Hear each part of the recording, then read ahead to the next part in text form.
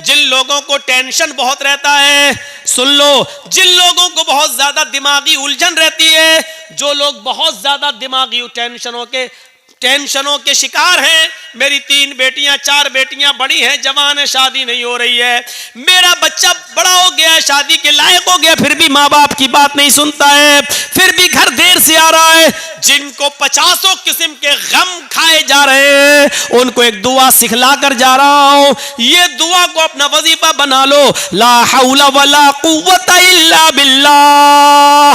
बस इतनी सी दुआ है, इस दुआ को उठते बैठते पढ़ते रहा करो। अल्लाह के नबी फरमाते हैं, ये ला हौला वला कुव्वता इल्ला बिल्लाह, ये 99 बीमारियों की दवा है, और सबसे हल्के दर्जे की बीमारी यह है कि इंसान के गम नहीं दूर हो रहे हो, इंसान को टेंशन हो, तो यह सबसे हल्की बीमारी है जो इस दुआ से चली जाती है। इससे बड़ी बड़ी 98 बीमारियां और हैं जो इस दुआ के पढ़ने से जाएंगी। मेरे भाइयों, यह दुआ को हमारी मां बहनें भी याद कर ले, आप भी याद करिए। टेंशन की ये दुआ है, जहनी उलझन की ये दुआ है, गम और उलझन, और जिसके दिमाग में हजारों किस्म के ख्यालात आते हैं, उसकी जिंदगी में सुकून नहीं, तो वो ये दुआ पढ़ता रहे, ला हौला वला कुव्वता इल्ला बिल्लाह। और साथ में ये दुआ भी अगर मिला सकता है तो मिला ले, या मुसर्रिफल कुलूबी सर्रिफ कल्बी अला दीनिक, आए दिलों के पलटने वाले, मेरे दिल को अपने दीन की तरफ, अपने मजहब की तरफ, इस्लाम की तरफ पलट दे, मेरा दिल इधर उधर नहीं, सिर्फ अपने दीन की तरफ लगा दे। ये दोनों दुआएं आप इसको अपना वजीफा बनाइए। दोनों नहीं पढ़ सकते तो एक दुआ ला हौला वला कुव्वता इल्ला बिल्लाह, इसको ही अपना वजीफा बना लीजिए। बेहतर है कि दोनों पढ़ें, दोनों नहीं पढ़ सकते तो कम से कम एक दुआ पढ़िए। ये जहनी उलझनों को दूर करने की एक दुआ है। यहां तक कि अगर किसी का शौहर बेनमाजी है, खूब खिलाता है, खूब पिलाता है, हर चीज का ख्याल रखता है अपनी बीवी का, लेकिन शौहर बेनमाजी है, बीवी कह कह के थक गई नमाज पढ़ो, लेकिन शौहर नमाज नहीं पढ़ता, ऐसी सूरत में भी उसकी बीवी खुला ले सकती है, क्योंकि बेनमाजी शौहर के साथ नमाज पढ़ने वाली औरत का रहना जायज नहीं है। बहुत खुल के मैंने कह दिया है, नमाज पढ़ने वाली औरत, 5 वक्ता नमाजी औरत का बेनमाजी आदमी के साथ रहना जायज नहीं है। उसको चाहिए कि वो समझाए, समझाने पर भी ना माने तो कुछ दिनों के लिए अपने शौहर को छोड़ दे, इस पर भी ना माने तो उससे तलाक का मुतालबा करे, तलाक न दे तब वो 4, 10, 5, 10 आदमियों को बिठाकर खुला ले सकती है। बल्कि अब्दुल्ला इब्न अब्बास का तो फतवा यह है, शेख सालेह अल हुसैमीन का फतवा तो यह है, उसको तलाक की भी जरूरत नहीं है, इसलिए कि बेनमाजी मुसलमान है ही नहीं, और किसी मोमिना औरत को किसी काफिर आदमी के साथ रहना जायज ही नहीं है, लिहाजा वो निकाह ऑटोमेटिक टूट जाएगा, खत्म हो जाएगा, और औरत इद्दत गुजार कर दूसरा निकाह कर सकती है, तलाक की भी जरूरत नहीं है। शेख सालेह अल हुसैमीन का फतवा तो यहां तक है कि अगर कोई मर्द किसी औरत को तलाक देता है तो तलाक देने के बाद और तीसरी तलाक जो तीसरे महीने में दी जाएगी, उस तलाक के देने के बाद से ही उस औरत की इद्दत शुरू हो जाएगी, और 3 महीने वो इद्दत गुजारेगी, और तीसरे महीने में दी हुई तीसरी तलाक के बाद अब वो औरत आपके लिए कभी भी किसी भी सूरत में हलाल नहीं हो सकती है। पहली तलाक जब आपने दी तो आपको हक था रुजू करने का, दूसरे महीने में दूसरी तलाक दी तब भी आपको हक था उस औरत को रुजू करने का, लेकिन जहां आप तीसरे महीने में तीसरी तलाक देंगे तो तीसरी तलाक जैसे ही आपके मुंह से निकलेगी उसके बाद फिर वो औरत जो आपकी बीवी थी, तीसरी तलाक के बाद बिल्कुल लिया मुकम्मल तौर पर कंप्लीटली आपके लिए हराम हो जाएगी और वहीं से उस औरत की इद्दत शुरू हो जाएगी। 3 महीने की वो इद्दत गुजारेगी और 3 महीने की इद्दत गुजारने के बाद फिर वो जहां शादी करना चाहे कर सकती है, लेकिन 3 महीने से पहले नहीं। ये बाउंडेशन क्यों लगाई गई है? ताकि पहले शौहर का जिसने तलाक दी है उसका हमल कहीं इसके पेट में रुका हुआ ना हो। ऐसा ना हो कि ये किसी और से शादी कर ले और वो शौहर भी इससे जिस्मानी ताल्लुकात कायम कर ले और जब बच्चा पैदा हो तो तलाक देने वाले आदमी और उसके घर वाले ये कहें कि ये बच्चा तो मेरा था और जिसने उससे निकाह किया है वो ये कहे कि ये बच्चा मेरा था। इस झगड़े को भी खत्म कर दिया और 3 महीने की इद्दत औरत को गुजारने का हुक्म इसलिए दिया ताकि हमल का पता चल जाए कि तलाक देने वाले आदमी का कोई हमल तो इसके पेट में नहीं रुका। इतनी बाउंडेशन लगाई गई। शौहर अगर इंतकाल कर गया, मर गया, तब उसकी बीवी को ऐसी कंडीशन में भी इद्दत गुजारना पड़ेगी और वो इद्दत होगी 4 महीना 10 दिन। मगरिब की अजान से पहले शौहर का इंतकाल होता है तो वो पहला दिन माना जाएगा। मगरिब की अजान के बाद किसी का इंतकाल होता है तो दूसरा दिन जब सुबह शुरू होगा तो वो पहला दिन माना जाएगा। याद रखिएगा इन मसलों को।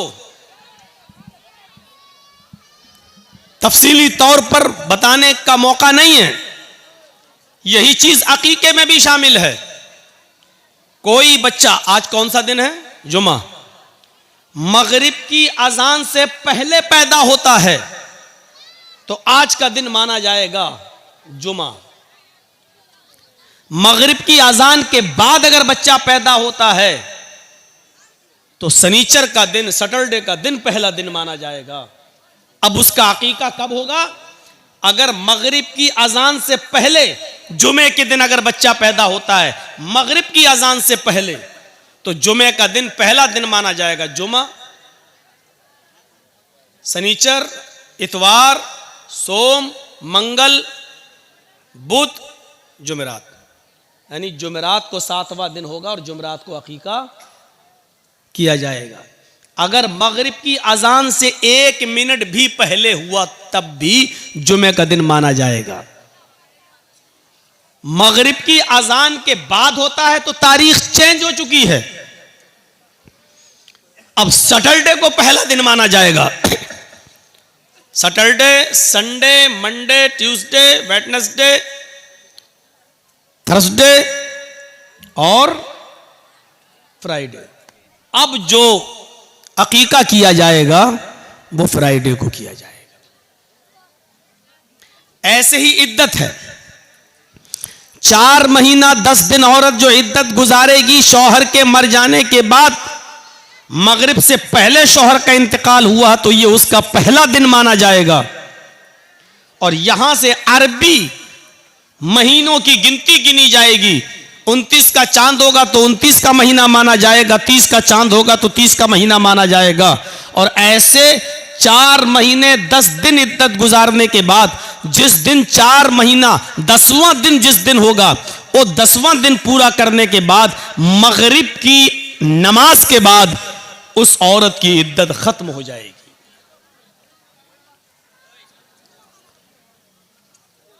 औरत की इद्दत भी इतनी सख्त नहीं है जितनी आज हम लोगों ने बना दी है।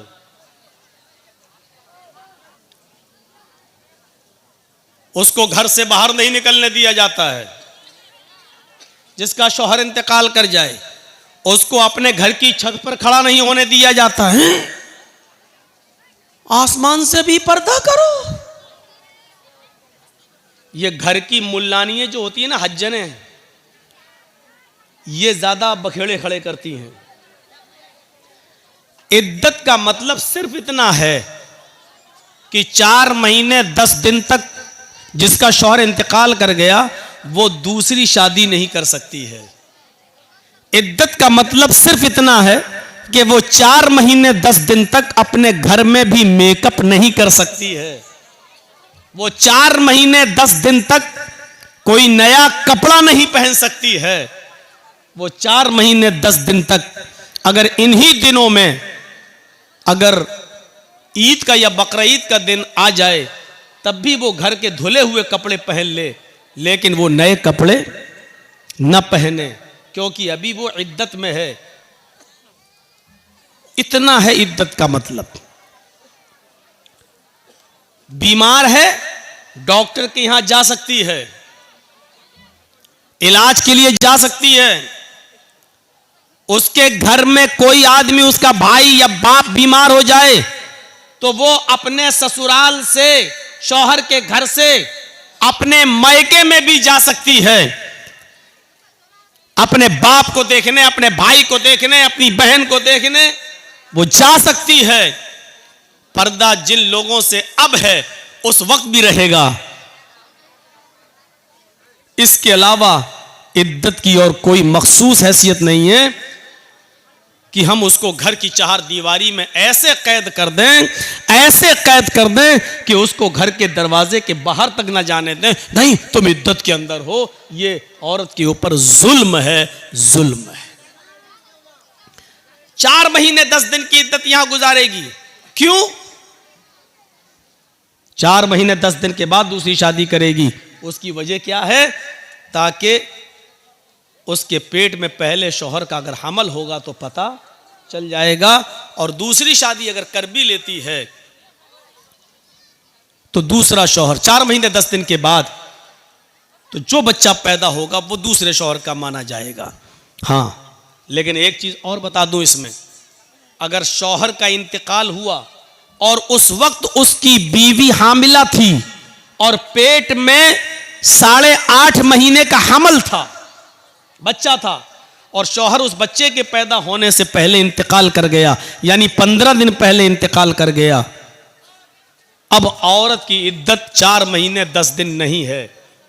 15 दिन के बाद जब ये बच्चा पैदा हो जाएगा, इस बच्चे की पैदाइश के होते ही उसकी इद्दत भी खत्म हो जाएगी। क्यों? इसलिए कि उसकी इद्दत अब करने की जरूरत नहीं है, वो बच्चा पैदा हो चुका है, और बच्चा पैदा हो जाने का मतलब यह है कि ये उसी मरे हुए बाप का बेटा है। अब वो औरत 15 दिन के बाद, बच्चा पैदा करने के बाद इद्दत के दिनों से खत्म हो चुकी है। अब वो जहां शादी करना चाहे वो कर सकती है। अब इस औरत की इद्दत 4 महीने 10 दिन नहीं होगी। लेकिन अगर शौहर इंतकाल किया हुआ है और उस वक्त उसकी बीवी के पेट में बच्चा था, 1 महीने का हमल था, तो अब इस औरत की मुद्दत बढ़ जाएगी, इद्दत। अब ये पूरे 9 महीने तक, जब तक बच्चा पैदा नहीं हो जाता है तब तक वो इद्दत करेगी।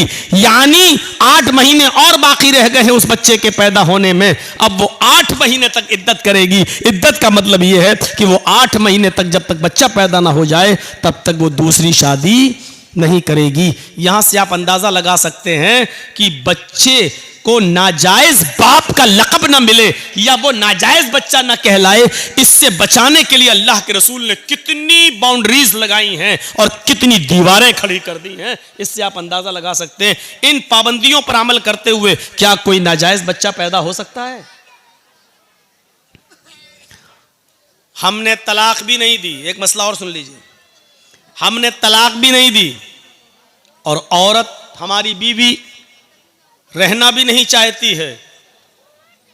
आदमी तलाक नहीं देना चाहता है, बीवी रहना नहीं चाहती है। ऐसी सूरत में औरत को खुला का इख्तियार है, खुला का। वो 5-10 आदमी अपने समाज के बिठाएगी और ये कहेगी कि मैं इसके साथ नहीं रहना चाहती हूं। अगर वो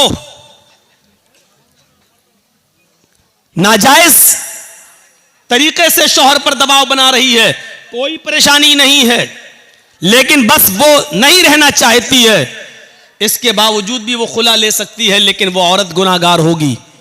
मसला याद रखिएगा, अगर आप तलाक नहीं दे रहे हैं, आप कह रहे हैं मेरी परेशानी बताओ, लेकिन उसको रहना ही नहीं है, वो आपकी परेशानी नहीं बता पा रही है लेकिन उसको रहना भी नहीं है, ऐसी सूरत में आप उसको तलाक नहीं दे रहे हैं, इसके बावजूद वो खुला ले सकती है, लेकिन वो गुनाहगार होगी, वो अज़ाब इलाही की मुस्तहिक होगी, वो अज़ाब जहन्नम की हकदार होगी, लेकिन खुला फिर भी ले सकती है। और खुले का मतलब यह है कि वो समाज के 5-10 आदमियों को बिठा के ये कहेगी मैं अपने इस आदमी के साथ आज के बाद रहना बंद कर रही हूं, मैं नहीं रहूंगी, मैं खुला ले रही हूं, आज के बाद मेरा और मेरे शौहर से कोई ताल्लुक नहीं है। वो समाज के 5-10 आदमियों के बीच में ये बात कह देगी और इसको खुला मान लिया जाएगा। ऐसी सूरत में भी औरत को 1 पीरियड इद्दत गुजारना पड़ेगी। 1 पीरियड इद्दत का मतलब उसको 1 पीरियड तक, 1 MC तक, जब तक उसको पीरियड शुरू नहीं हो जाता है, जिसको हम लोग MC बोलते हैं, जो हर औरत को महीने में कुछ दिनों के लिए जो ब्लड आता है उसको, तब भी उसको 1 ब्लड तक यानी 1 पीरियड तक उसको रुकना पड़ेगा। वो दूसरा निकाह नहीं कर सकती है, दूसरे से शादी, क्योंकि अक्सर औरतें खुला जो लेती हैं, हम तलाक नहीं दे रहे हैं और उसको हमारे साथ रहना ही नहीं है, उसका चक्कर दूसरी जगह चल रहा है, वो उसके बिना रह नहीं पाएगी। तो ऐसी औरतें आदमी में बहुत सी बुराइयां निकाल कर किसी तरीके से तलाक देने पर मजबूर करती हैं, लेकिन आदमी तलाक देने के लिए तैयार नहीं होता है तो वो कहती है हम रहेंगे नहीं, खुला ले लेती हैं। खुला फिर भी ले सकती है वो औरत, लेकिन गुनाहगार होगी, लेकिन खुला लेते वक्त भी उसको 1 पीरियड का, एक MC का इंतजार करना पड़ेगा। जैसे ही उसको MC होगी, पीरियड शुरू होगा, पीरियड खत्म होने के बाद फिर वो शादी कर सकती है। अगर गलत तरीके से खुला लिया है तो अज़ाब इलाही की मुस्तहिक होगी, और जायज तरीके से खुला लिया है तो वो सवाब की मुस्तहिक होगी, क्योंकि शौहर शराबी है, नहीं रहना चाहती है, शौहर जुआरी है, नहीं रहना चाहती है, उसने बहुत समझाया, नहीं मानता है, कुछ कमाता नहीं है, बीवी को खर्चा नहीं देता है, बच्चों का ख्याल नहीं रखता है, समझा समझा के परेशान हो गए हैं सब लोग, समाज और सोसाइटी सब परेशान हो गई है। ऐसी सूरत में अगर वो खुला ले रही है और आदमी तलाक नहीं दे रहा है तो इस औरत का खुला नाजायज नहीं माना जाएगा, बल्कि जायज माना जाएगा। ये बात एक तमहीदी तौर पर थोड़ी सी लंबी बात हो गई है, लेकिन जहन में आपके बैठ गई होगी। बेनमाजियों को बड़ा बुरा लगता है कि मौलाना साहब ऐसा बोल रहे हैं, हम घर जाएंगे तो हमारी औरतें कल से दबाव न डालने लगे। डालना चाहिए, औरतों को डालना चाहिए। सुन लीजिए, नमाज अगर हमारे मुआशरे और सोसाइटी से निकाल ली जाए तो फिर हम बराबर हैं, हम में और काफिरों में कोई फर्क नहीं रह गया है। नमाज किसी भी हाल में माफ नहीं है। बराबर सुनते होंगे, अगर आपको मॉब लिंचिंग करते वक्त 10 आदमी पकड़ लें, 20 आदमी पकड़ लें, आपको पकड़ के बांध दें, आपको किसी खंबे से, किसी कुर्सी से बांध दें, और ऐसे मौके पर अजान की आवाज आ रही है, अल्लाहु अकबर अल्लाहु अकबर, आप दुश्मनों के बीच में घिरे हुए हैं, 40-50 आदमी आपको घेरे हुए हैं, अजान की आवाज आ रही है, आपको ऐसी कंडीशन में भी नमाज पढ़ना पड़ेगी। सोच रहे हैं आप, ऐसी कंडीशन में नमाज कैसे पढ़ेंगे? आपके हाथ पैर बंधे हुए हैं और कोड़ों पे कोड़े मारे जा रहे हैं, लाठी डंडे बरसाए जा रहे हैं, अजान की आवाज आ रही है, आप कैसे पढ़ेंगे नमाज? आप उनसे कहेंगे कि भाई मुझे वुजू के लिए पानी लाकर दे दो, मैं नमाज पढ़ूंगा। वो वुजू के लिए पानी नहीं देंगे। जो आदमी आपको इस्लाम दुश्मनी में मार रहा है वो आपको पानी लाकर दे देगा? जो आदमी आपके नमाजी होने की वजह से ही आपका मर्डर कर रहा है वो आपको पानी लाकर देगा? लेकिन आप पानी मांगेंगे, आप पानी मांगेंगे। भैया ये यहां से जरा मछलियां कम बेचो, आप लोग बहुत बेच चुकी हो। वो पानी नहीं देंगे। तब शरीयत ये कहती है कि उस सूरत में आप नियत से वुजू करेंगे। नियत से वुजू का मतलब दिल में इरादा करेंगे कि मैंने वुजू की नियत की। आज थोड़े से 2-4 मसले मैं आपको समझा दूं, उसके बाद तकरीर फिर आगे। दिल में नियत कर लीजिए मेरा वुजू। अब आप वहीं पर देखें किबला कहां है। अगर किबले की तरफ आपका चेहरा है तो ठीक, और नहीं है तो जिस तरफ भी आपका चेहरा है उसी तरफ आप नियत कर लीजिए कि अगर मेरा चेहरा किबले की तरफ होता तो मैं किबले की तरफ रुक करके नमाज पढ़ता, लेकिन मेरा चेहरा किबले की तरफ नहीं है। बहरहाल अल्लाह तो हर तरफ है, हर तरफ, हर जगह नहीं, तरफ जगह में फर्क है। हम अल्लाह को हर जगह नहीं मानते हैं और मानना भी नहीं चाहिए, ये कुफ्र है। अल्लाह हर जगह नहीं है, अल्लाह का इल्म हर जगह है। अल्लाह अपने वजूद के एतबार से हर जगह नहीं है, अल्लाह अपने इल्म के एतबार से हर जगह है। लेकिन जवाब क्या, अल्लाह कहां है? सुम्मस्तवा अलल अर्श, अल्लाह अर्श पर है। अल्लाह स्टेज पे नहीं है, अल्लाह आपके घर में नहीं है। लोग बहुत सारे, अल्लाह तो हर जगह है, अल्लाह तो हर जगह है। नालियों के अंदर भी अल्लाह है, तुम्हारे बाथरूम में भी अल्लाह है। नहीं, अल्लाह अर्श पर है, लेकिन उसका इल्म हर जगह है।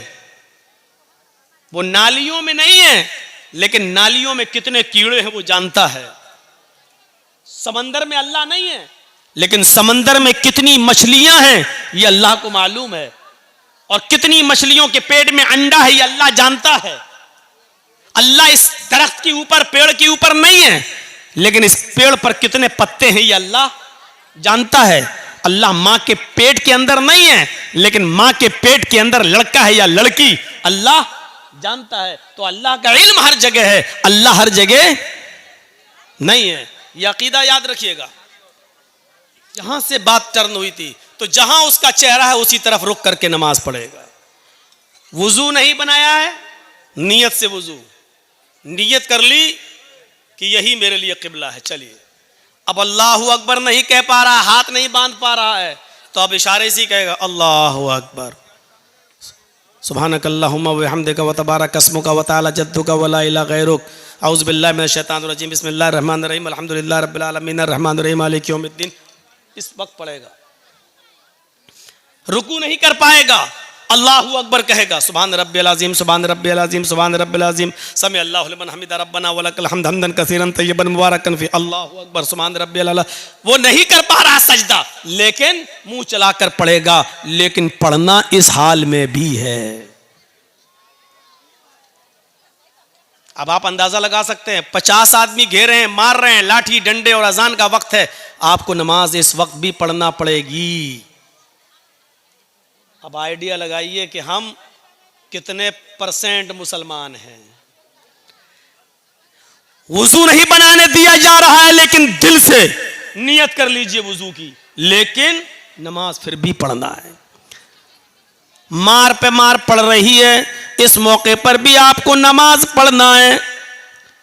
जब नमाज इस कंडीशन में माफ नहीं है, तो मेरे प्यारे साथियों, मौलाना जर्जीस की तकरीर सुनकर 12 बजे और 1 बजे अपने बिस्तर पर जाकर फजर की नमाज में इसलिए नहीं उठ पाना कि रात में जलसे में हम देर से आए थे, इसलिए फजर में हमारी आंख नहीं खुली। उन लोगों के लिए फजर में सोते रहना कैसे जायज हो जाएगा? मौलवी जर्जीस का जलसा आपके ऊपर फजर की नमाज में सोते रहने की इजाजत आपको कैसे दे सकता है? सोचिए। जिनको होटल खोलना होती है वो फजर की नमाज से पहले होटल खोल लेते हैं, क्योंकि नमाज पढ़ने वाले बहुत से लोग बीड़ी की तरह नशेबाज होते हैं, उनको नमाज पढ़ते ही चाय चाहिए। अगर आपको अपनी जिम्मेदारी का एहसास हो जाए, आपको अपनी जिम्मेदारी का एहसास हो जाए, तो यकीन मानिए कि आप सो नहीं सकते। आप अपने वक्त पर उठेंगे, आप अपने वक्त पर जागेंगे, लेकिन उसी में आपको दिल हमें हर वक्त लगाए रहना पड़ेगा। नमाज का टाइम, हर वक्त नमाज में। जरा गौर कीजिए, एक आदमी भूखा था और उसी से किसी ने सवाल कर लिया कि 2 + 2 कितना होता है, 2 2 कितना होता है? उसने कह दिया 4 रोटी। यहां तो रोटी के बारे में पूछा नहीं गया, वो 4 माइक भी तो कह सकता था, वो 4 आदमी भी तो कह सकता था, वो 4 पेन 4 कॉपी कुछ भी कह सकता था, लेकिन चूंकि वो भूखा था, उसके दिमाग में रोटी और खाना ही उसके दिमाग पे चढ़ा हुआ था। उससे तो सिर्फ ये पूछा गया कि 2-2 कितना होता है, उसने कह दिया 4 रोटी। क्यों?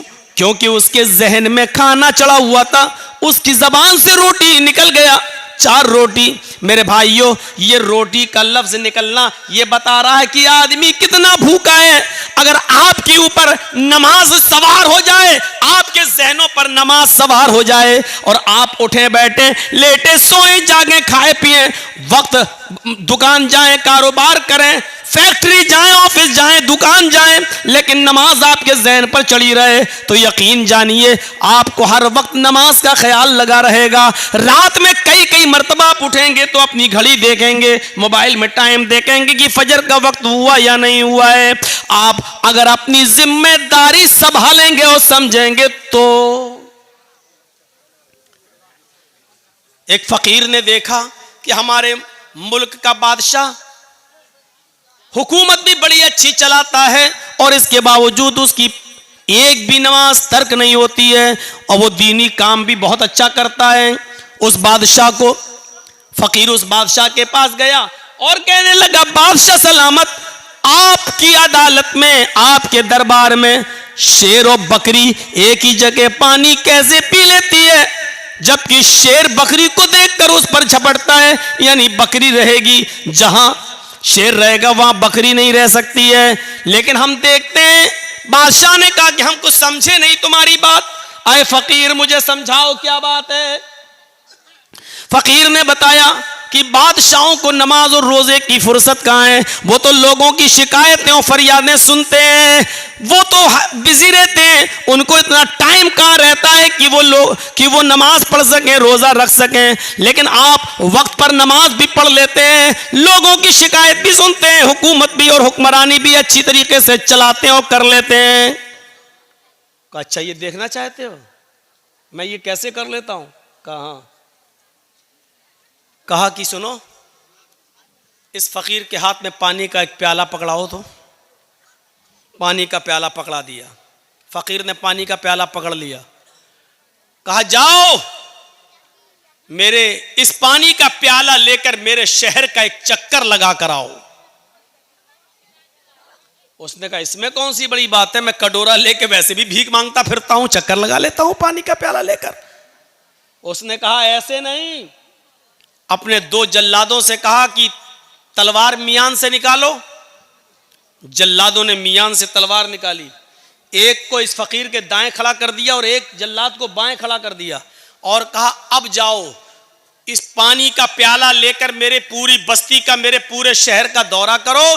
और जल्लादों से कह दिया अगर इस पानी के प्याले में से एक भी पानी की बूंद अगर छटक कर जमीन पर गिर जाए तो इस फकीर का सर काट कर जरा मेरे पास ले आना, फिर मुझे जरूरत नहीं इस फकीर की, इसका सर तन से जुदा कर देना।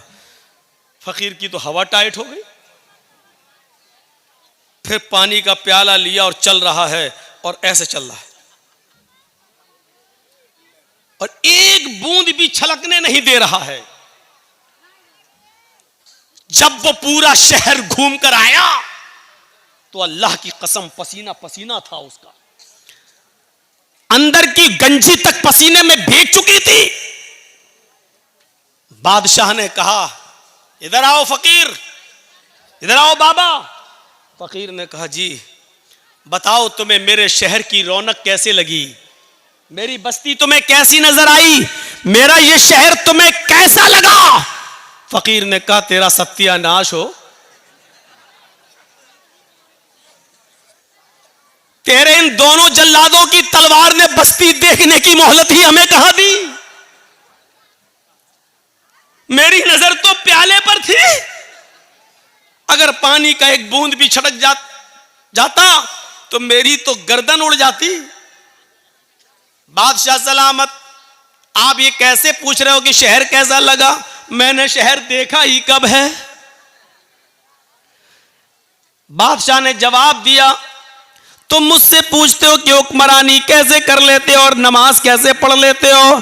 जिस तरह मेरे दो जल्लादों की तलवार ने तुम्हें शहर की रौनक को देखने से गाफिल कर दिया, ऐसी कुरान करीम के अंदर आयात जहन्नम को पढ़ पढ़ कर और सुन सुनकर मैं भी दुनिया व माफिया से गाफिल हो गया। मुझे अल्लाह की लौ लगी रहती है, मुझे अपनी रियाया और आवाम की हिफाजत की फिक्र होती है, वो भी कुरान की रोशनी में। और जैसी अजान का वक्त होता है मैं नमाज के लिए चला जाता हूँ। अल्लाह के अजाब की वजह से मुझे इस बात का एहसास ही कहा रहा कि मैं हुक्मरान हूं, मैं हाकिम हूं, मैं बादशाह हूं। सुनो, जब अल्लाह का डर पैदा हो जाए तो फिर आदमी सब कुछ कर लेता है। जैसे जल्लादों के डर ने तुम्हें शहर नहीं देखने दिया है, तुम्हारी हालत भी कपकपाने लगी है, थर्राने लगी है, ऐसे अल्लाह के अजाब के डर से मैं भी कपकपाता हूं, मैं भी थर्राता हूं। इसलिए मैं अल्लाह की मखलूक के दरमियान बेइंसाफी नहीं होने देता हूं और वक्त पर नमाज की पाबंदी करता हूं, अल्लाह के हुकूक भी अदा करता हूं और रियाया के हुकूक भी अदा करता हूं। जब हमें एहसास हो जाए कि एक दिन हमें कब्र में जाना है तो कोई आदमी मेरे भाइयों नमाज छोड़ सकता है? अगर ये सब जानते हैं कि कब्र में जाना है, लेकिन इस जज्बे को क्या कहेंगे आप? यहां तो बदगुमानियां हमने इतनी पाल रखी है एक दूसरे के खिलाफ। हमारी मौलाना जर्जीस की आपसे बनती नहीं है, आप हमें नहीं देखना चाहते, हम आपको नहीं देखना चाहते, गुस्सा में ही हो। अब आपने हमारे खिलाफ बहुत कुछ पाल लिया है, अपने दिमाग में रख लिया है, अब आपका जहन वही कहेगा जो आपके दिमाग में है। अब मौलाना जर्जीस चाहे कितना अच्छा काम कर रहे हो लेकिन आपको बुरा लगेगा। अब जर्जीस साहब नमाज पढ़ के निकलेंगे तो आप क्या कहेंगे, देखो 9 से चूहे खा के बिल्ली चली हज का, कितना बड़ा मुल्ला बना फिर रहा है। अच्छी तकरीर करेंगे तो कहीं देख कैसे दिखावा कर रहा है। क्यों? क्योंकि आपके दिमाग में मेरे ताल्लुक से वही भरा है। आप घर की छत पर खड़े हैं, मैं मस्जिद से निकल कर नमाज पढ़ के निकला हूं और मैं जबान में बोलता हुआ बड़बड़ाता हुआ जा रहा हूं, सुभान अल्लाह अल्हम्दुलिल्लाह, सुभान अल्लाह अल्हम्दुलिल्लाह, मुंह चल रहा मेरा। और आपकी नजर मेरी नजर से मिल गई, आप घर की छत पे खड़े हैं, मेरे होंठ हिल रहे हैं और मैंने आपको देख लिया और आपने छत पे देखा ये होंठ हिल रहे हैं, तो आप समझेंगे ये कमीना मुझे गाली दे रहा है। ये बदगुमानी है। यही कुरान कहता है, या अय्युहल्लज़ीना आमनुज्तनिबू कसीरम मिनज़्ज़न इन्न बअज़-ज़न्नि, मोमिनो ईमान वालों एक दूसरे के बारे में ज्यादा बुरे गुमान मत किया करो। बाज गुमान इंसान को गुनाहगार बना देते हैं। एक लड़की हैंडफोन लगाकर चली जा रही है, बातें करती हुई जा रही है, उधर चाय की दुकान पे लड़के बैठे हैं, कहते हैं देख बॉयफ्रेंड से बात करती हुई जा रही है। यही है बदगुमानी। हो सकता है कि वो अपनी माँ से बात कर रही हो सकता है कि वो हॉस्पिटल जा रही हो और उसका बाप बीमार हो, वो अपने भाई से अपने बाप की दवाओं के बारे में पूछ रही हो। हाँ, ये भी हो सकता है कि वो बॉयफ्रेंड से बात कर रही हो। लेकिन हमें अच्छा सोचने का हुक्म दिया गया है, बदगुमानी से हमें रोका गया है कि या अय्युहल्लज़ीना आमनुज्तनिबू कसीरम मिनज़्ज़न, ईमान वालों तुम ज्यादा गुमान मत किया करो, ज्यादा बदगुमानियों से बचो। इन्न बअज़-ज़न्नि, बाज़ बदगुमानियां इंसान को गुनाहगार बना देती हैं। अच्छा, जरूरी भी तो नहीं है, और ये बात जरूरी भी तो नहीं है कि हम जो सोचे वो सही हो। और कभी कभी हो सकता है दो आदमी हम लोग बैठे हैं और दोनों किसी के बारे में सोच रहे हो, दोनों गलत हो। मिसाल के तौर पर हमारे बगल में ये मौलाना साहब बैठे हैं, ये डॉक्टर हैं, हम भी डॉक्टर हैं। एक मिसाल, एक आदमी लंगड़ाता हुआ चला आ रहा है, जर्जीस साहब कह रहे हैं कि उसके पैर में मोच आ गई है इसलिए लंगड़ा रहा है। मैं डॉक्टर हूं, मुझे तजर्बा है कि उसके पैर में मोच आ गई है इसलिए लंगड़ा रहा है। हमारे बगल में जो मौलाना है ये डॉक्टर है, ये कह रहे नहीं नहीं नहीं नहीं नहीं, उसके कमर में दर्द है इसलिए लंगड़ा रहा है। क्योंकि मैं भी डॉक्टर हूं, मुझे भी तजर्बा है, मेरा तजर्बा कहता है कि उसके कमर में दर्द है इसलिए लंगड़ा रहा है। जर्जीस साहब ने कहा अगर उसके पैर में मोच ना आई हो तो 1000 रुपया मैं हार जाऊंगा। मौलाना साहब कहने लगे अगर उसकी कमर में दर्द ना हो तो 1000 रुपये मैं हार जाऊंगा। चलो 1,000 रुपया दोनों मौलाना ने दिया और लियाकत साहब के पास रख दिया। लीजिए, अगर मेरी बात सही निकले तो मैं जीत जाऊंगा, इनकी बात सही निकले तो ये जीत जाएंगे। थोड़ी देर के बाद सामने लंगड़ाता हुआ आदमी सामने आ गया। जर्जी साहब ने पूछा बताओ तुम्हारे पैर में मोच है? मौलाना साहब ने पूछा कहो क्या तुम्हारे कमर में दर्द है? उस लंगड़ाते हुए चल कर आने वाले आदमी ने कहा न तो मेरे पैर में मोच है न कमर में दर्द है। जब कमर में भी दर्द नहीं है, पैर में भी मोच नहीं है, फिर तुम लंगड़ा क्यों रहे हो? उसने चप्पल दिखाई कि ये टूट गई थी इसलिए मैं लंगड़ाते हुए चल रहा था चप्पल को बचाते हुए। लीजिए साहब, जर्जी साहब ने जो सोचा जो गुमान किया वो भी गलत, मौलाना साहब ने जो सोचा वो भी गलत। 1000 इनको इनका दे दिया, मैंने अपना रख लिया। जरूरी नहीं कि आप किसी के बारे में जो सोच रहे हैं वो सही ही हो, इसलिए कुरान कहता है ज्यादा बदगुमानी से बचो, क्योंकि बहुत सी नमाज के बाद सूरज निकलने के बाद उनसे एक औरत मिलने आई। किससे? इमाम औज़ाई रहमतुल्लाह अलैह की बीवी से। दरवाजा खटखटाया, इमाम औज़ाई रहमतुल्लाह अलैह फजर की नमाज के बाद सूरज निकलने के बाद भी कुरान की तिलावत कर रहे थे, दुआ मांग रहे थे, चटाई पर बैठे थे। जब दरवाजे पर दस्तक की आवाज सुनी तो जाते हैं और दरवाजा खोलते हैं तो क्या देखते हैं, उनके गांव की एक औरत दरवाजे पर खड़ी है। उस औरत ने कहा इमाम साहब मुझे आपकी बीवी से मुलाकात करना है, मैं आपकी बीवी से मिलने आई हूं। इमाम औज़ाई रहमतुल्लाह अलैह ने कहा अंदर आओ। उन्होंने कुरान लिया और खुद बीवी के रूम में चले गए और अपनी बीवी से कहा तुमसे मोहल्ले की कोई औरत, गांव की कोई औरत मिलने आई। इमाम औज़ाई की बीवी निकल के आई और उस मोहल्ले की औरत को उसी चटाई के ऊपर बिठा दिया जिस चटाई पर इमाम औज़ाई कुरान पढ़ रहे थे। वो औरत जैसी ऐसे बैठी ऐसे, तो ये पीछे चटाई पर कुछ पानी पड़ा हुआ था, वो उससे वो भीग गई, पूरा वो तर हो गई और ऐसे छटकने लगी। शर्म नहीं आती, तुमने मुझे यहां बिठा दिया। उसकी नजर पड़ी तो इमाम औज़ाई का 3 साल का बच्चा, छोटा सा बच्चा नंगा घूम रहा था, नहीं कपड़े पहने हुए थे, छोटे छोटे बच्चे कभी ऐसे होते नंगा। वो समझी कि इस बच्चे ने पेशाब किया है इसीलिए उसकी चड्डी अड्डी उतार दी गई है, ये नंगा है और इस बच्चे के पेशाब पे हमें बिठा दिया इस औरत ने। कहने शर्म नहीं आई, तुमने इस बच्चे के पेशाब पे मुझे बिठा दिया है। इमाम औज़ाई की बीवी कहती हैं कि बेफिक्र रहो बहन, ये पेशाब नहीं है।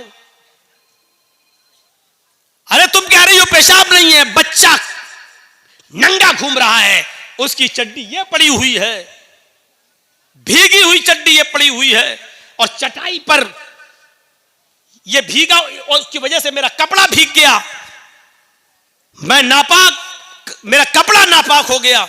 अब घर जाने के बाद कपड़ा भी धुलूं और इतना हिस्सा भी मैं अपना धोऊं। इमाम औज़ाई की बीवी कहती है मेरी बहन मैं तुमसे फिर कहती हूं कि बेफिक्र रहो, ये मेरे बच्चे का पेशाब नहीं है, आपका कपड़ा नापाक नहीं हुआ है, आपको इन्हीं कपड़ों में नमाज पढ़ लेनी है, धोने की जरूरत नहीं है। उस औरत ने कहा इमाम औज़ाई की बीवी से, इमाम साहब की बीवी, मैं कैसे यकीन कर लूं, मुझे यकीन दिलाओ, अगर ये पेशाब नहीं है तो ये पानी कहां से आया? मुझे पानी की कोई बोतल नहीं दिखाई दे रही है, आसपास कोई घड़ा, कोई मटका, कोई सुराही नहीं दिखाई दे रही है, फिर ये पानी कहां से आ गया है, मुझे बताओ।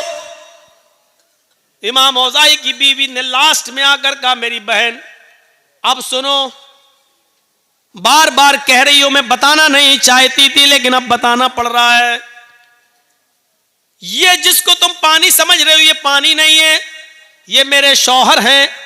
इमाम औज़ाई ये फजर की नमाज पढ़ने के बाद घर में आते हैं, सूरज निकलने तक ये कुरान की तिलावत करते हैं इसी चटाई पर बैठकर, और जब सूरज निकल जाता है तो उसके बाद में ये दुआ मांगते हैं, मग़फ़िरत, तौबा करते हैं, इस्तिग़फ़ार करते हैं।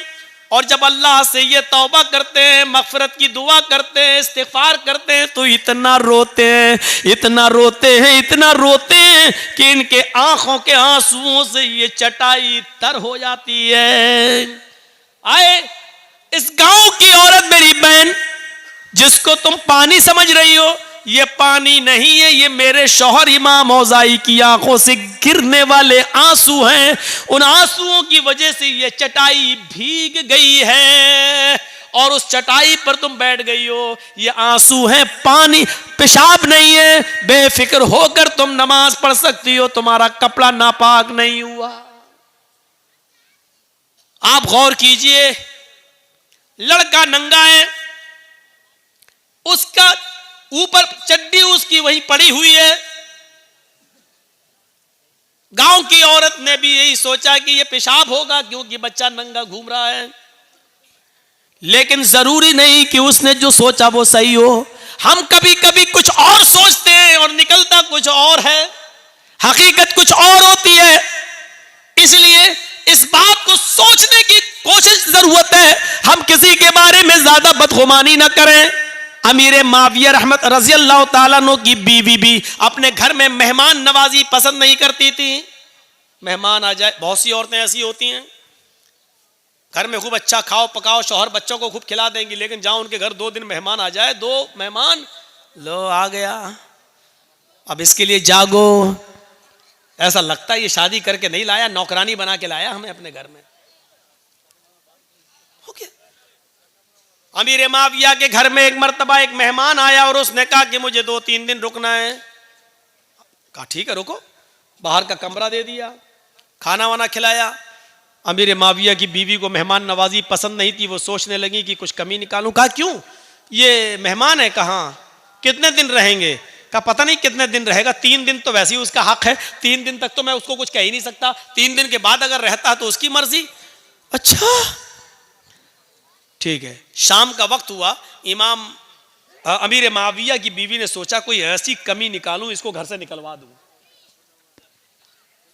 इशा की नमाज के बाद अमीर माविया ने उस अपने मेहमान के कमरे में चटाई रख दी, रात में तहज्जुद पढ़ते हो तो पढ़ लेना, लोटा रख दिया, अगर वुजू बनाना हो तो पानी ये है, एक दूसरा पानी रख दिया, अगर इस्तंजा करना हो तो बाहर से दरवाजा खोलना और यहाँ खाली मैदान पड़ा है, यहाँ पर आप पेशाब करना हो तो यहाँ कर लेना और यहीं पर नमाज पढ़ लेना और फजर में इंशाअल्लाह मस्जिद में मुलाकात होगी। कहा ठीक है। बाहर का सिस्टम सब अलग करके अमीर माविया सो गए। थोड़ी देर के बाद जब उनकी बीवी ने देखा कि अमीर माविया सोए हुए हैं, रात काफ़ी हो गई है, कहा कि उठें और देखें कि मेहमान क्या कर रहा है। मेहमान अगर जग रहा हो और कुछ उल्टी सीधी खुराफात कर रहा हो तो अमीर माविया को जगाऊं और कहूँ कि और उसको निकाला जाए। अमीर माविया की बीवी उठती हैं और अपने मेहमान के रूम तक जाती हैं और दरवाजे में कान लगाती हैं तो क्या सुनती हैं कि मेहमान बड़ा बेहुदा और गंदा गाना गा रहा है। आवाज बड़ी प्यारी थी उसकी, सुरीली। उस सुरीली आवाज में वो बेहुदा और इश्किया गाना गा रहा, बड़ा बेहुदा गाना। अमीर माविया की बीवी को एक नुक्ता मिल गया, एक पॉइंट मिल गया। वो जल्दी से जाती है और अपने हस्बैंड को जगाती, उठो। कहा क्या है, इधर आओ, देखो तुम्हारा मेहमान क्या कर रहा है। अरे मेहमान क्या कर रहा है, उसका तो रूम मैंने अलग कर दिया है, उसका कमरा अलग कर दिया है। अरे इधर तो आओ, इधर आओ, उठो उठो उठो। उठाया, देखो देखो देखो, अरे कमरा बंद है, अरे दरवाजा, कान लगाओ कान लगाओ। जब कान लगाया तो गाना तो बड़ा बेहुदा गाना गा रहा है। अमीर माविया से कहने लगी, देखो अभी भी इसको घर में रखोगे, ये ऐसा गाना गा रहा है, लगता है जैसे इसके घर में कोई माँ बहन बेटी ना हो, ऐसा गंदा गाना। अमीर माविया ने अपनी बीवी का हाथ पकड़ा और उसको खींच कर अपने बिस्तर पर लाए और फरमाया, जब मैंने उसके कमरे को अलग कर दिया, उसके रूम को अलग कर दिया, उसकी चटाई अलग कर दी, उसका मुसल्ला अलग कर दिया, उसका वुजू का लोटा अलग कर दिया, जब मैंने उसके कमरे से कोई मतलब भी नहीं रखा तो तुमने दरवाजे पर कान लगाकर उसके अंदर की जासूसी क्यों की है? क्या तुम्हें नहीं मालूम मोहम्मद रसूलुल्लाह ने फरमाया, अगर घर के दरवाजे सब बंद हो और कोई तुम्हारे घर में झांकने की कोशिश करे, सुराख से या दीवार पर चढ़कर या किसी सांस से अगर तुम्हारे घर की जासूसी करे और तुम्हारी नजर पड़ जाए तो बाहर निकल कर तुम उसकी दोनों आंखें फोड़ सकते हो, तुम्हें कोई गुनाह नहीं।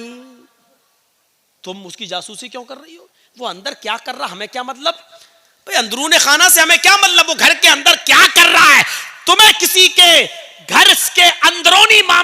क्या लेना देना, तुमने जासूसी क्यों की? अमीर माविया की बीवी बोलती, अब भी मुझी को कहोगे? कहा हाँ तुम्ही को कहूंगा, अल्लाह के रसूल ने जासूसी से मना किया, तुमने जासूसी क्यों की? चलो लेट जाओ, सो जाओ। ये देखो, इनको बताया तब भी हम ही को डांट रहे हैं। ठीक है सोती हूं। अब वो सोने लगी। अब अमीर माविया देख रहे हैं कि ये सो जाए तब मैं जाऊं उसको समझाऊं, अकेले में ये सो जाए। अब वो देख रहे सोए कि नहीं। काफी देर के बाद उसको नींद आई और थोड़ी देर के बाद नाक का जनरेटर चलने लगा, खर्र खर्र। अमीर माविया समझे हाँ बेहोशी में हो, अब सो गई है। अब उठूं और उसको समझाऊं। अब मैं अपने मेहमान को समझाऊं, अकेले में नसीहत करो तो ज्यादा फायदा करती है।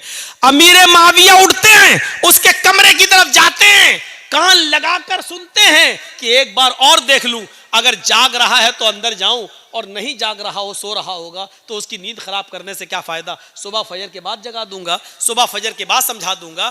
तो कान लगाते हैं कि देखें गाना गा रहा कि नहीं। अब जब कान लगाया तो क्या सुनते हैं कि वही मेहमान अब कुरान की तिलावत कर रहा है। अभी थोड़ी देर पहले गाना गा रहा था, लेकिन अब इतनी देर के बाद जब दोबारा कान लगाकर सुना तो वही मेहमान सुरीली और बेहतरीन क़िरात में कुरान की तिलावत कर रहा है। अमीर माविया भागते हुए गए और अपनी बीवी को उठाए, उठ उठ उठ उठ। कहा क्या? अरे उठ तो। कह रहे मैं इतनी गहरी नींद में सो रही थी, तुमको क्या सुबह नाश्ता हमें बनाना है, दोपहर में खाना हमें बनाना है, मेरी जान पर इतने काम पड़े हुए हैं, तुमने मुझे उठा दिया। कह इधर आओ। कहा क्या है? कहा सुन सुन। कहने जासूसी करना तो मना है, फिर क्यों करवा रहे हो? करे कर तो पहले सुन, तो खुद मना करते हो, खुद सुनवाते भी हो। कहां पहले सुन। बड़ा बहरूपिया है ये तो। कहा क्या? अभी तो गाना गा रहा था, कुरान पढ़ रहा है। कहा अच्छा ये बताओ जासूसी क्यों करवाई?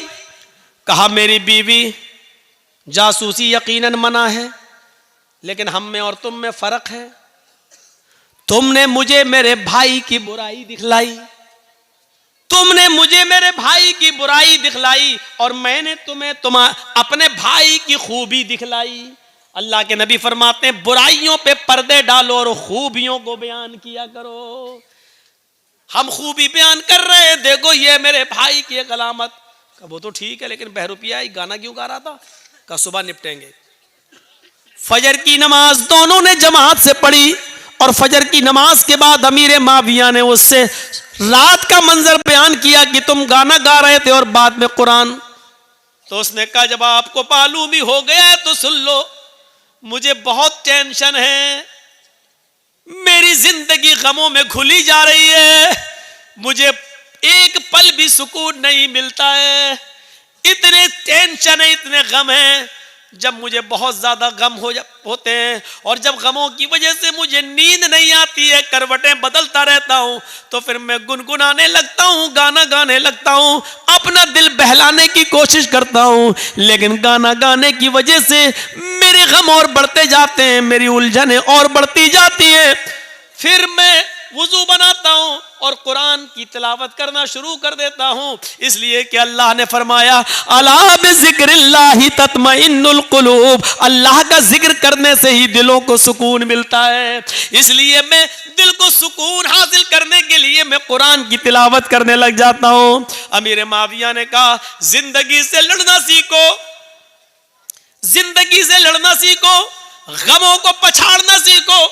गम हर इंसान की जिंदगी में आ सकते हैं, इससे लड़ना सीखो, गमों पर सब्र करो, और जब तुम्हें गम बहुत ज्यादा आ जाया करें और जब तुम्हें सोने न दिया करें तो तुम कुरान पढ़ लिया करो, इसलिए कि अल्लाह के ताला ने कहा है कुरान की तिलावत ही तुम्हारे दिलों को सुकून पहुंचा सकती है, तुम्हारे दिलों को सुकून दे सकती है। तो मेरे भाइयों, अमीर माविया ने अपनी बीवी से क्या कहा, तुम्हें किसी के अंदरूनी खाने से क्या मतलब और बदगुमानी करने से क्या फायदा? नहीं, तुम्हें कुछ नहीं करना है, तो बदगुमानी हमें और आपको नहीं करना है। या अय्युहल्लज़ीना मनुज्तनिबू कसीरम मिनज़्ज़न इन्न बअज़-ज़न्नि इस्म, ईमान वालों तुम एक दूसरे से ज्यादा बदगुमानी मत किया करो, इसलिए कि बहुत सी बदगुमानियां इंसान को गुनाहगार बना देती हैं। हम किसी के बारे में बुरा सोचेंगे तो बदगुमानी होगी, और बदगुमानी इंसान को गुनाहगार बना देती है। मेरे भाइयों, इस्लाम के अंदर दाखिल हो जाइए, एक दूसरे की हमदर्दी अपनाइए, एक दूसरे के हमदर्द बनिए, और साथ में मैंने शुरू किया था कि जो नमाज किसी भी हाल में माफ नहीं है, मेरे भाइयों, उस नमाज के लिए हमें और आपको हर वक्त तैयार रहना चाहिए। मैंने सुबह जुमे के खुतबे में कहा था कि अगर गांव में कोई लड़का किसी लड़की को लेके भागता है, उसकी पंचायत हो जाती है, तो गांव में सरदार को चाहिए कि अगर कोई आदमी नमाज नहीं पढ़ता है तो उसकी भी पंचायत होनी चाहिए, उसके ऊपर भी जुर्माना आयद होना चाहिए। नमाज दीन का हम सुतून है, और यह जलसा भी मस्जिद की तामीर और तरक्की के लिए किया गया है। मेरे भाइयों, शायद आपको मालूम होगा मस्जिद बनाने का सवाब कितना ज्यादा है।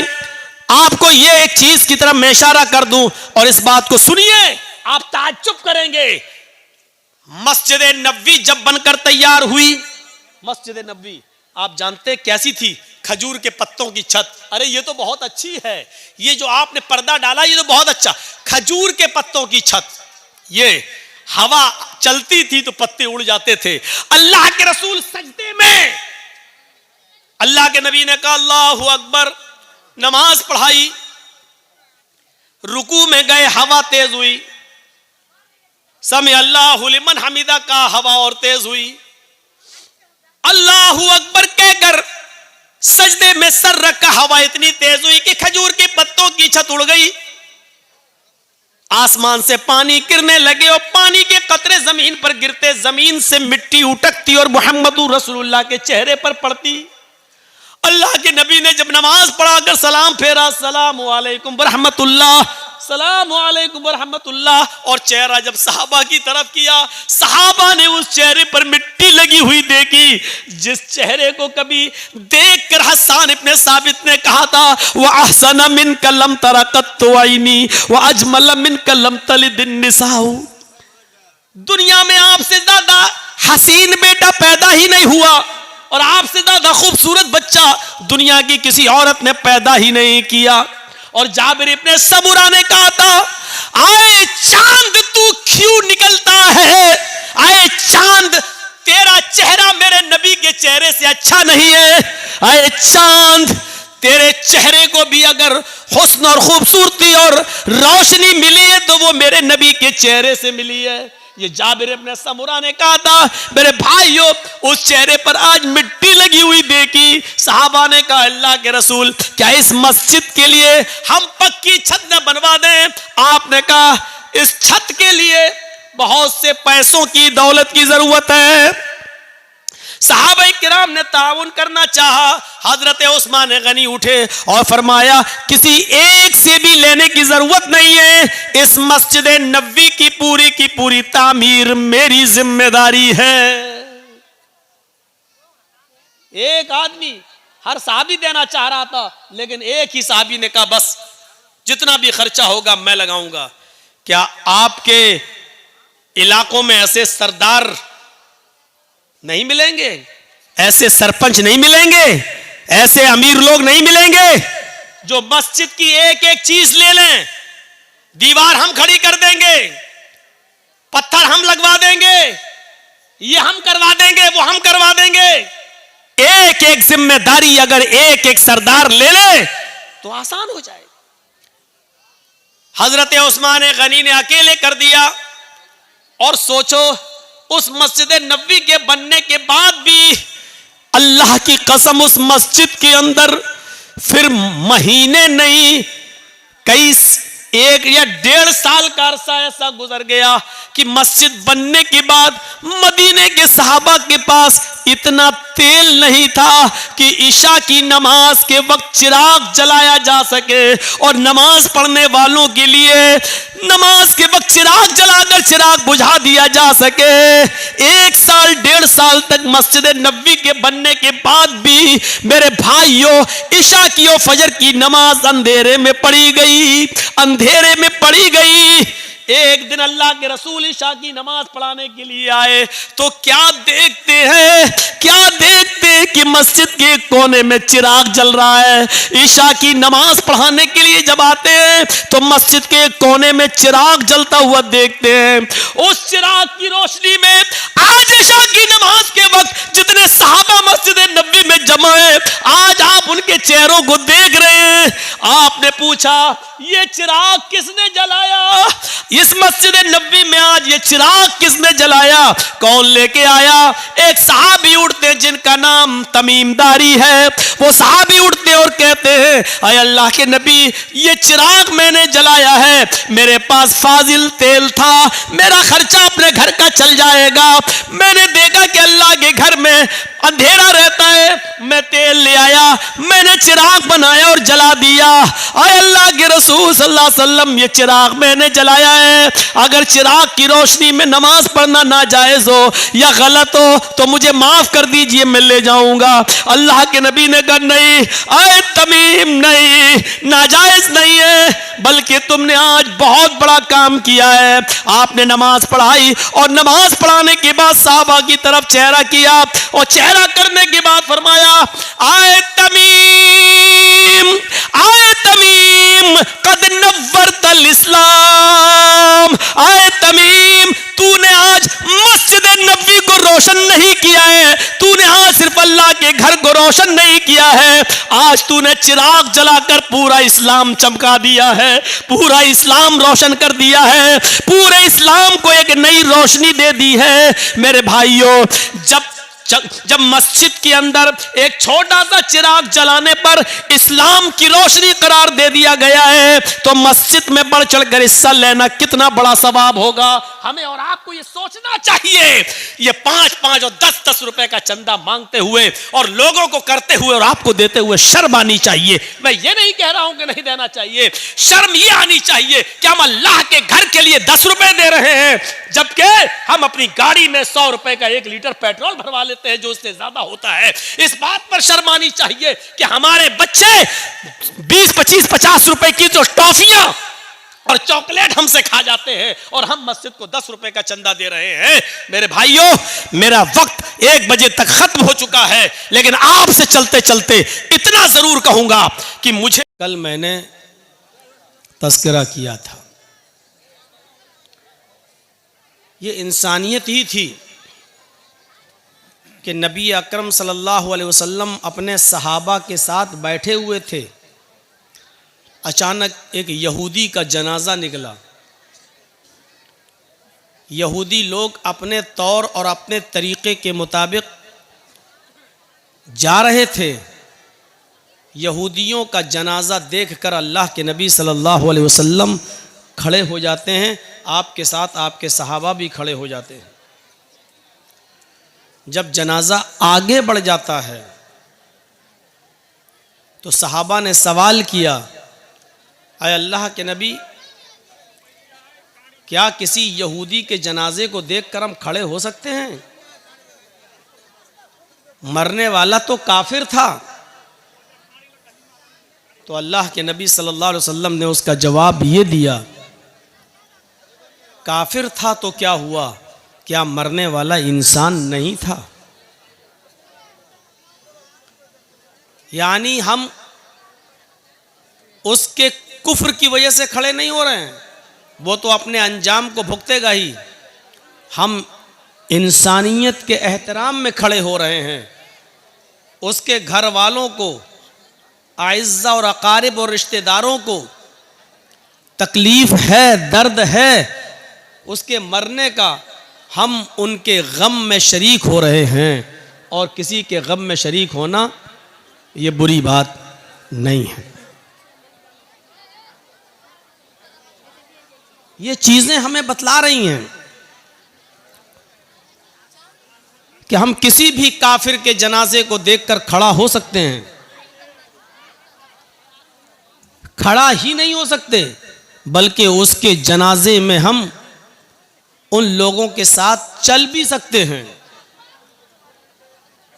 यहां तक कि अगर किसी को शमशान घाट में जलाया जाता है तो आप गैर मुस्लिमों के जनाजे में शिरकत करते हुए शमशान घाट तक जा भी सकते हैं, लेकिन हाँ, अगर वो आपको ये कहें कि हमारे भाई को या हमारे बाप को अपने हाथ से चिता लगा दो, जला दो, तो आप ये काम नहीं कर सकते, क्योंकि जलाने से रोका गया है। लेकिन जहां तक वो जा रहे हैं उनके जनाजे में शिरकत कर सकते हैं, ये इंसानियत है। नबी अकरम सल्लल्लाहु अलैहि वसल्लम के पास एक औरत आती है, वाकया सुना है आपका, और कहती है कि अल्लाह के रसूल, इन्नी कद असब्तुल हद्द या रसूल अल्लाह, अल्लाह के नबी, मैं हामिला हो गई हूं और हद को पहुंच चुकी हूं, मुझे संसार कर दीजिए, क्योंकि मुझसे जिना का सुदूर हुआ है और जिना की पैदावार मेरे पेट में है। यानी किसी चरवाहे ने जंगल के मेरे साथ जिना किया है और उसका हमल मेरे पेट में रह गया है। इस्लाम का अगर आप मुताला करें तो आपको इस बात का इल्म होगा कि इस्लाम ने इतनी बंदिशें लगा दी हैं कि कोई शख्स किसी दूसरे के बच्चे को अपना बच्चा न कह सके, हसब और नसब खल्त मल्त न हो। आप अगर जायजा लेंगे तो अकल दंग रह जाती है। किसी मजहब के अंदर इतनी बाउंडेशन नहीं है, लेकिन इस्लाम इतनी बाउंडेशन लगाता है